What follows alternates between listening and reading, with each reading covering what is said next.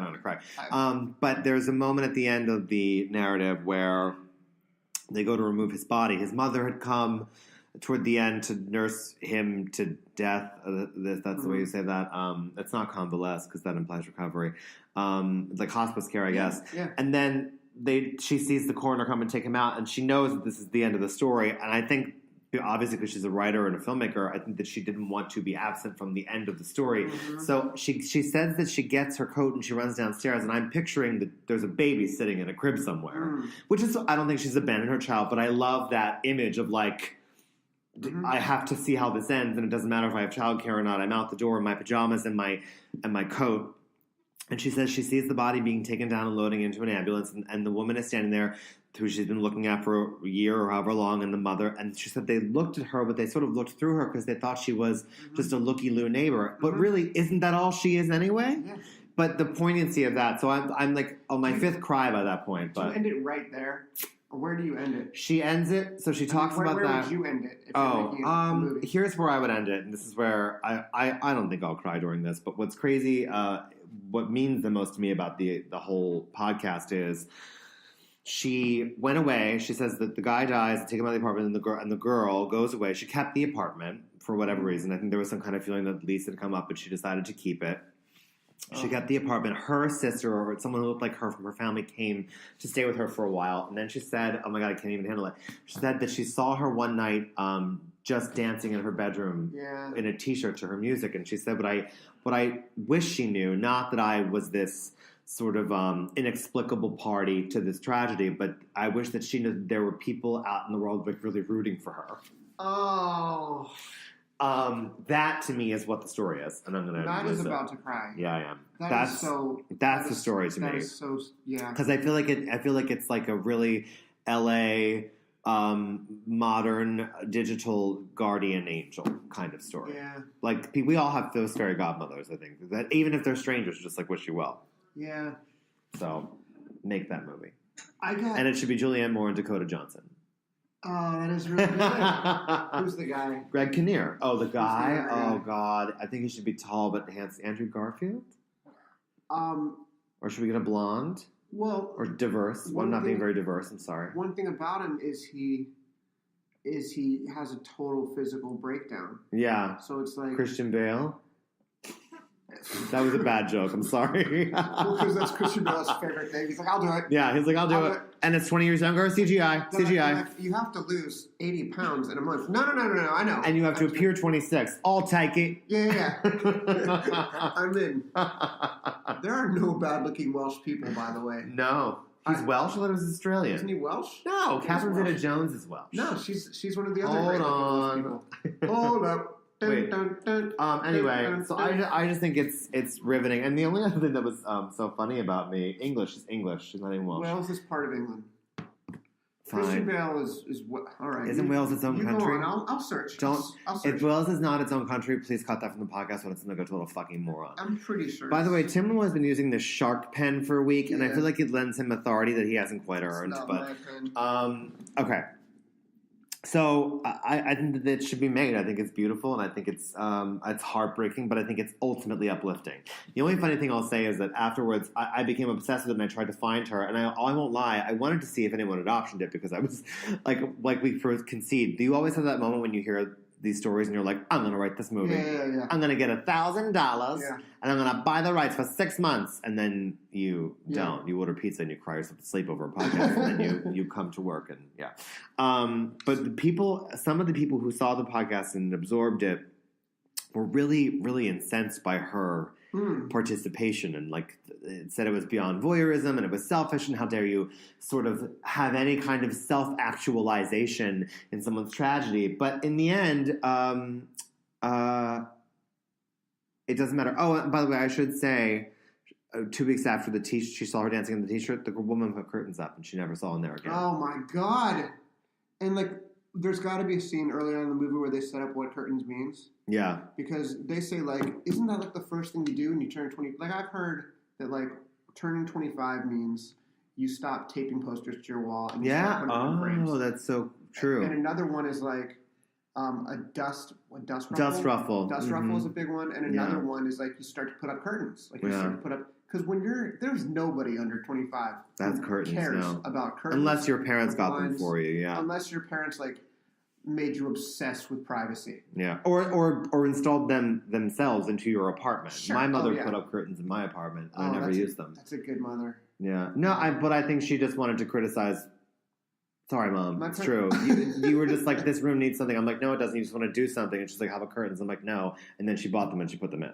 My brother and I love them, Mom. My brother and I, when we lived in our parents' house when we were children. Oh, you did? That's where you lived? Staple things up over. We didn't have our adult parents didn't give us curtains or blinds. Or, let's be honest, probably they gave us curtains and blinds and we broke them because we were monsters. And we stapled up sheets and blankets and stuff so that we wouldn't have to see the sun. My God, wow. And Christian Bale is from Pembrokeshire, Wales, as everyone knows. Pembrokeshire. Wow, okay. Yeah, so I think you set up the mark of adulthood is getting curtains. Yeah, that's really good. And then that's maybe your last shot. That's your last shot. Yeah, and then I don't know that I to have breakfast on a communal roof, I don't know that I would do it in my 30s. Yeah, Isn't that heartbreaking that we're such a-holes? Breakfast on a communal roof? Yeah. Because you're afraid that your neighbors might come up and talk to you? Yeah, but when you're 25, you're like, I have a roof. Oh, also, what is it with when you're in your 20s, you enjoy socializing with others? Once you're in your 30s and 40s, that's the worst thing you can imagine. Yeah, it is. I like all of my neighbors. Every time I talk to any of my neighbors, I'm delighted by it. I'm always like, this person's so cool. But I still am walking out of the car. I'm like, oh my God, neighbor. Or also, I think too, going out and getting wasted in your 20s is fun, but I never had a better time than the morning after when you're still a little drunk and having a postmortem with your friends about what was done, what behavior was done. And now I think in your 30s, I enjoy spending time with people, but I so much more enjoy the mop-up phone calls I have or meetings I have where it's like, oh my God, that wedding. But you know what? Susan's a fucking bitch, dude. And you know what? She's never going to change. She's going to die alone. That to me is always more fun. Sorry, Susan. I don't have a friend named Susan. Me neither. Yeah, my least favorite thing is going to anything with anyone other than my wife in the morning. Oh, yeah. Yeah. The worst thing I can think of is I don't know. So I think we get into all this. I mean, I guess the story is kind of about aging. Yeah, it is. And it's also about premature aging because they think that they're kind of the woman watching this and her husband and their baby. The husband and her are thinking kind of our lives are, moving towards their end. Yeah, exactly. These people are young and vibrant, and then they lap them. Yeah. Also, what's commendable, too, is that I know a lot of mothers in L.A., and this podcast mentions that she's a new mom once, and it never mentions a child again, and I worship that about this, because this woman doesn't have a complex about parenthood. Mm-hmm. In fact, she almost seems to use this as a vessel for maybe long, like you said, when you become a surrogate or you become the secretary and party planner of a child, maybe you retreat into something that might be only yours. So there might be maybe a little bit selfish motivation of how much she watched them. Oh, interesting. Yeah. Well, she's also, one thing parents tell me, not being a parent, is that it's really boring. Yeah. Because Hugh Dancy, who's Claire Danes' husband, said the best thing they ever did was have a child, but it's constant company and terrible conversation. Yeah, because there's little kids who my friends' kids who I like. Yeah. Who, they're my kids' friends. Yeah. Where it's oh, let's play that game with the witch and the bear. Yeah. And it's hi Hera, this is about you. And they're like, let's play the game with the witch and the bear. And I'm like, yeah, the witch and the bear thing is so funny. And then she's like, let's do it again. And you're like, oh, I hate it. Let's do it again. And then it's we did that. This narrative needs to move forward. And a child, it's kids who watch the same thing on Netflix again and again and again. It's I like this one thing. This is all I'm going to watch. I'm going to see it for the rest of my life. Do you want to see the next one? No. Yeah. No, I'm good. I'm good.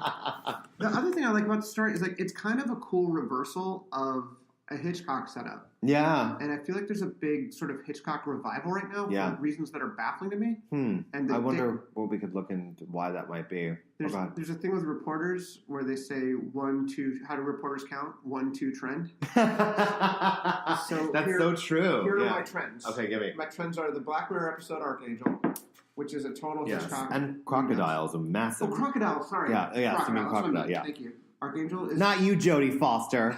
You're great. You're perfect. Crocodile, which is a very great Hitchcock update. Yeah. And then you yesterday interviewed someone about the wonderful movie Phantom Thread. Wonderful movie. Yeah. Paul Thomas Anderson. And you interviewed Vicky... Creeps. I was going to say that wrong. She is a lovely German extraction. Mm-hmm. Luxembourg, I believe. And we talked about how her character... Is it? I don't know. No, God damn it. I am an American. Me too. Means that I didn't study maps. I studied journalism, 1-2 Trent. Let's be super honest. I'm not even sure if Luxembourg is a city or a country. I think it's a city. I think that we have a resident German we could ask. We could. Beatrice Verhoeven, who's a film reporter, but mostly just our German in-house. For these situations. These situations. Next episode. Next episode, she's going to come on. Yeah. She has a really good one. Yeah. She said that her it's Daniel Day-Lewis as a really difficult atelier couture designer in the 40s and 50s in London, who's meticulous and turbulent and a genius, but a dick. And it's very sparse and full of blondes and tailoring and intrigue and tension. So it's very Hitchcockian. Mm-hmm. And her name in the film is Alma, which is Hitchcock's wife's name. And people pointed that out. There was kind of a little bit of one-upsmanship at the screening where everybody was trying to show how much they knew about the name Alma because she and Paul Thomas Anderson chose the name Alma together. And so some people were like, well, Alma means soul. And she was like, yeah, I know that. Like, that's part of why I named her Alma. Yeah. And then other people were like, oh, well, that was the name of Hitchcock's wife. And just like everybody like dumping all the information they have about the name Alma, which is a great name, by the way. And it was a weird term for that Q&A to take after our screening. Yeah. It was an Alma trivia sesh. Yeah, it was like, I know things about And also, my friend next to me, my best friend, Juan Montoya, used to go out with a woman named Alma. Well, she was a girl then, in high school. And the whole time, I wanted to go like, remember when you and I was someone named Alma? But like, there was no reason to Alma news that's fit to print. and so there was just like a lot of Alma knowledge data dump. It was really weird. Alma children, Alma favorite ponies. But that was another of the Hitchcock points, and this one is like the classic Rear Window, except with Rear Window, he witnesses something that's kind of savage and dark, and in this one, it goes completely the other way. And she, in the eyes of some of the critics, is the one who's doing something wrong. Yeah. By watching. Yeah. Which is just such a weird, interesting twist. I think it has like a lot of depth to it. Yeah. I like the part about growing up. I like the part about domesticity. Yeah, I love What Are Curtains? That might even be the art house Sundance title. What Are Curtains? Starring Julianne Moore and Dakota Johnson. But you know, the name of it is also so good. Curtains? The Living Room. Oh, The Living Room, yeah, totally. Oh my God, I love those names that are like hiding in plain sight. Right. And also, by the way, the other thing that was so sort of charming to me is, and I know this is probably stupid, but I always assume if I'm in a room and I can see you, you're in the room that I'm in your apartment. So so I'm like, are they beatniks and are they sleeping and living entirely just in the living room space? Because that to me is even more kid-ish. Yeah. Because like even a guy I dated had like a 5-room apartment. Yeah. And every room was like there was a living room with bookshelves and a library and a bicycle suspended upside down. There was an office. There was a kitchen, and he never used any of them. He was always in his bedroom on his computer, and that was it. Or eating at a small table. And I'm like, this looks like an IKEA set, and it's really depressing. So I like the idea of those kids in one room doing everything there. Yeah, and also like you love to look out that window, so of course you wouldn't be next to the window, and you don't really think about the consequences of that. Yeah. Oh. All right, so make it. I think, Malloy, it's your turn. Do you want to take a little swim with your shark pen? I do have a shark pen. Yeah. I'm going to try to think of a story this week, and I don't really think I can top The Living Room. Oh, no. All right. Well, I mean, it's beautiful, and it's singular. And the only thing I'm going to recommend is that people go and look for it. Yeah. They look for it. It's called Love and Radio. I think it was repurposed. I think the way I found it, it was repurposed on another platform called Radio Lab.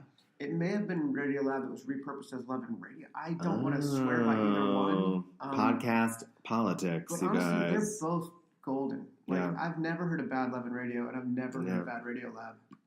You know what, maybe, and I'm going to call Diane Whitebird and see if I can get a hold of her. Maybe she'll do a little bit of a bumper for our next episode. Yeah, maybe we could talk to her someday. Yeah, maybe we could do it like Mark Wahlberg. Like, hey, Diane, you're a real sweetheart. Yeah, maybe we should do it in that voice. That would make it really easy for her to have a heartfelt, thoughtful interaction. You don't gotta be ashamed. It's your living room. What are you gonna do? Look out the walls?